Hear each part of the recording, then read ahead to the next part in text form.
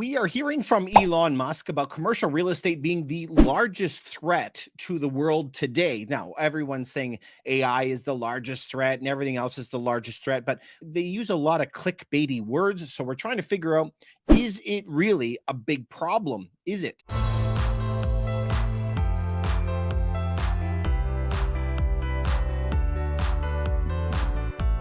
We got some interesting stuff to go on now. Elon Musk, I love the guy. He is the biggest entrepreneur of our time.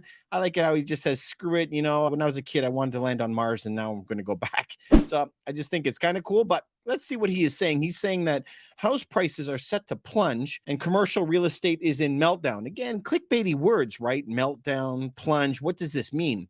So they said to brace for the intense pressure on commercial real estate and to spread to home prices. So this is you and me when it comes to home prices and commercial real estate. They also said investors are worried about real estate in a period of higher interest rates and tighter lending. So we did another video about that, about tighter lending and liquidity being one of the biggest problems. Just imagine there is always a percentage of people who are buying properties with cash. Yes, that happens, but it's not the majority of the time. So if banks cut off the fact that they can't lend and you have no lending going to businesses, no lending going in mortgages, I can tell you that if you said all banks are no longer lending mortgages, home prices would collapse overnight. I mean, 50% overnight if there was no mortgages allowed anymore. And that is what's happening right now. Banks want to say, well, we're advertised 6.5% or something like that for you to get a mortgage. But when you go in, they're going to say, well, you're not the perfect guy for us, so we'll lend you at 11%. And so we're seeing that all over, clients all over the place. So this tighter liquidity and tighter lending, this is massive. Okay, so Elon is saying commercial real estate is melting down fast. Home values next. We're going to be diving into that comment right there because it's very, very important for you to know. The tech billionaire is making comments in response to a tweet by David Sachs. This guy is awesome, venture capitalist guy. And they are saying the big chunk of commercial real estate debt that is due to mature soon, which means they have to remortgage the property. And they had went on to say that commercial real estate was by far the most serious looming issue. JP Morgan, even the world's largest bank, one of the world's largest, are estimating $450 billion of commercial real estate is set to expire this year.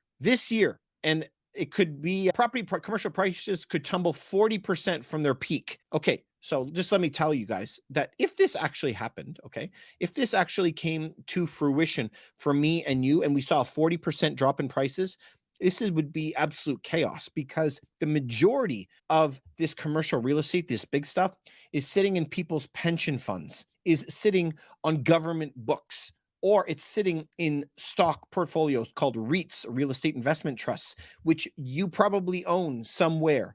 And so it's not just some mythical billionaire somewhere who owns this all, who it will not impact you. Almost always it will impact us. We know that the market is very, very tied together. Okay, so let's jump into something else and we're going to break this down. Very, very important for us all to understand how this works. So if you have a stock, let's just say, and this stock is worth $100, okay? And I just put a year, 2012, as an entry point, okay? If today it is worth $80, that stock, my question to you, have you lost money? And so I want to ask you, think about that. Have you lost any dough? Because the answer is no, you have not. You are still in the game. You haven't lost it because you haven't sold it yet. You only guarantee the loss if you've sold it. So if you sold it, yes, absolutely, you've lost $20, but that would be considered an unrealized loss. Unrealized loss. You haven't seen it. You only realize it once you sell it. So maybe tomorrow the stock will go up back to $100 and then you'll sell it. And then you have made no money, right? So there's a difference here. You are still in the game, so you haven't lost yet. At the same time, let's look at somebody's house. Say they bought their house $300,000 in cashola. Okay, I know it's not everybody, but just imagine that you did, okay? $300 in cash. Now, today, it's worth $400,000. My question to you is, have you made $100,000 yet? And most of you would say, well, hang on, of course it's not $100,000 because I have to pay my mortgage broker to break my mortgage. If you had one, you had to pay a real estate agent to sell it. There's going to be taxes to be paid. Maybe it's capital gains, it really depends, but you're not going to make it. But have you made it? And the answer is no, again, Because you're still in the game. You haven't sold the property. That would be called an unrealized gain in this case. And so it's very important for us to know what an unrealized loss and unrealized gain. It's not realized yet. It hasn't happened yet. You haven't sold, you're still in the game. Okay, so let's build on that. Leverage is very, very, very different. It all comes down to your mortgage. Now, you and I know in the bottom case here, when you buy this nice little quaint home in the middle of nowhere, it's based on your income. Well, duh, David, when you go to the bank, you're going to say, well, I make 100,000 a year. And they say, well, you can afford 30,000 of that toward mortgages or rent. That's what the rule is, like 1/3, right? And so that's what they're going to tell you. It's based on your income. So if you lose your job, what happens? You can no longer pay. You got to move. You're going to lose the house regardless of what price it is. Mortgages for commercial buildings, you like my drawing? It's based on the building's rent. It's very, very easy to understand how this works. And we're going to work through this. NOI divided by cap rate equals the purchase price of the building. Okay, so let's do an example. Let's say that you have a building, a commercial real estate building. Again, this is my building with a little tower on top. Say that you rent the building for $100,000 a year, but it costs you $80,000 a year to run it. And that could mean that it's property management, it's your mortgage, your insurance, your taxes, repairs, capital expenditures, everything. Okay. So our goal here is we rent it for $100,000 a year and it costs us $80,000 a year to run it. So we make $20,000 profit. Yeah. That's the profit, the cashola at the end of the day that lands in my pocket. So this is called net operating income. Okay. Or it's NOI for short. Okay. So in this case, it's $20,000 and say that you want to make 10% per year on that, on your investment. So if it's $20,000 per year in profit, right? Or AKA NOI divided by 10% means I could pay $200,000 for the building. We work it in reverse. Remember, when we're looking at a house up here, they say, well, what is your salary and how much can you afford to buy it at? Then we're looking for the price of the home. When we're looking at a building, we got to know, what does it rent for? How much do you want to make? And then we can figure out what the price is. Okay. So normally the cap rate is what this 10% is called. That is the percent that you want to make, what your profit is. And it's normally 2% over the interest rate at the time, whatever you're going to be charged. So in this case, imagine that a commercial loan is 8%. We want to make, why on earth would I ever pay 8% mortgage when I'm only making 8% on the building? It doesn't make any sense, right? I'm not going to make any dough. So what you want is to make a couple percent over that. Fair enough. So if it was 8% on my commercial loan and I want to make 2% profit on top of that, that's how you get that 10% right here. Cool. Everyone following? So let's take that exact building that we're talking about. Say that the building, we did the example up here, that it rents for 100K and it's $80,000 in expenses. We're going to use that exact same example. Now it rented for $100,000 a year and had $80,000 expenses back when we bought the building, pre all of these problems. Now, this is the problem, is that today, a lot of buildings are 30% vacant, 50% vacant, 80% vacant. So let's just use 50% vacant, which means 50% of the rent isn't coming in. On this side, we had $100,000 of rent and $80,000 of expenses. Well, what happens if it's $50,000 rent now, 50% vacant, and $80,000 of expenses still? We don't get a break on the expenses. You don't get a break on your mortgage. You don't get a break on taxes. Okay, now let's take that a little bit farther. If it's $50,000 profit rent per year in this example and $80,000, that means I'm losing $30,000 a year. Who wants to buy something that loses money? Honestly, who would line up and go, put me in front, put me in front. I want to be in line to lose money. I can tell you already, the lineup is zero. Okay, nobody is going to do that. Now, let's also take into another kick in the pants, man, because 80,000 expenses. Oh, wait, you guys, that was last year, 2 years ago. Inflation has kicked up. So now let's say it's $100,000 of expenses because everything has gone up. Interest rates have gone up, everything.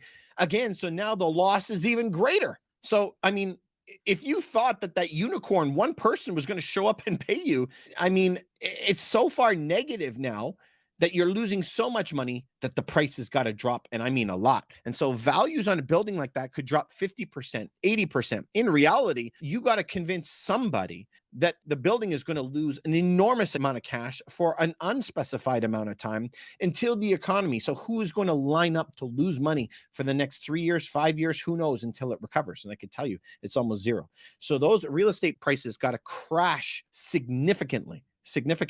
Now, in the United States, which whatever happens in the United States happens around the world, they're sitting around 20 trillion with a T in commercial real estate. In Canada, it's around 2 trillion in commercial real estate. And so if this is an unrealized loss, if they don't have to renew for a long amount of time, we're going to be okay. But in the United States, 1.5 trillion is coming due in the next 18 months. In Canada, do you know how much that is? It's around 200 billion is coming due in the next 18 months. And so they use this really gross analogy. There's a big pig inside of an anaconda, like a big snake, but it's just working its way through the system. And so when they asked Charlie Munger and Warren Buffett about this, they said, it will often involve a different set of owners. Yeah, the buildings don't go away, but the owners do.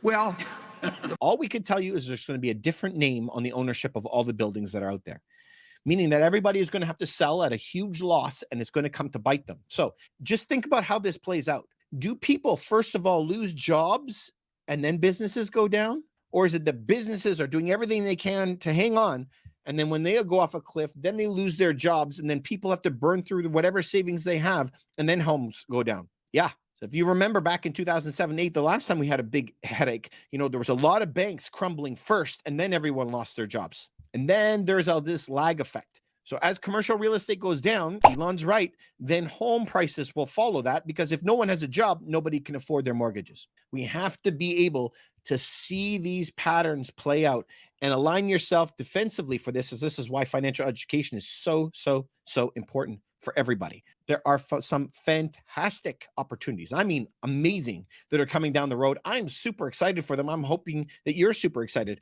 We're going to be able to buy residential real estate and commercial real estate in the very near future that is going to be fantastic prices. And if you have to look at BlackRock that's out there, these guys have $30 billion with a B, 30 billion waiting in an account, one of the largest real estate amassing portfolios ever, so that they can go in and buy enormous amounts of properties when the prices are more in line and advantageous for them. I know that I don't have 300 billion. I'm sure that you don't have 300 billion, but I hope that you're setting yourself up the same as them, ready to buy stuff. That's why we should all have an opportunity fund and an emergency fund, and hopefully you're one of those people.